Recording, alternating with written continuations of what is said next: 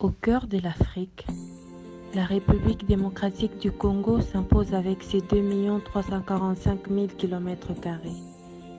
Le pays est arrosé à l'est par 5 grands lacs, tandis que le reste du pays est constamment mouillé par d'intarissables cours d'eau.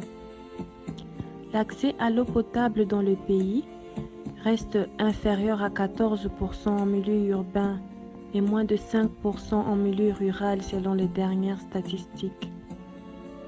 La population compense les besoins en eau avec les eaux de surface en abondance sur l'ensemble du territoire. Pour la population habitant la partie est du pays, l'accès à l'eau est estimé à moins de 17%. Le réseau de distribution d'eau de la ville de Goma garantit l'accès à l'eau à 25% de la population. La partie centrale, représentant près de 30% de la ville, est approvisionnée en eau par des mini-réseaux d'adduction d'eau, mis en place par des acteurs humanitaires avec un fonctionnement par intermittence. L'accès à l'eau dans la partie ouest de la ville de Goma reste un défi majeur auquel fait face cette population.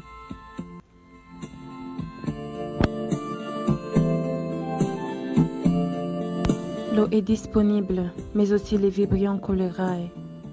La roche volcanique, très poreuse, qui constitue le sol de Goma et ses environs, regorge de l'eau, probablement due à l'assèchement d'un lac par la coulée des laves. Cette eau, constamment en contact avec des latrines éparpillées dans la zone, constitue un véritable foyer pour le vibrion cholérae.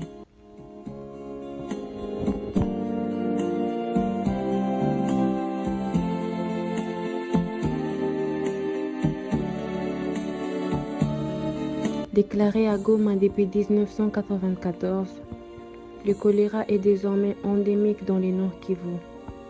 Des foyers de choléra se multiplient, entretenus par une mauvaise exploitation des ressources d'eau disponibles, mettant ainsi en péril des vies humaines. Chaque année, une moyenne de 1300 cas de choléra sont notifiés pour la seule ville de Goma et près de 800 cas par an pour les zones périphériques de la ville de Goma.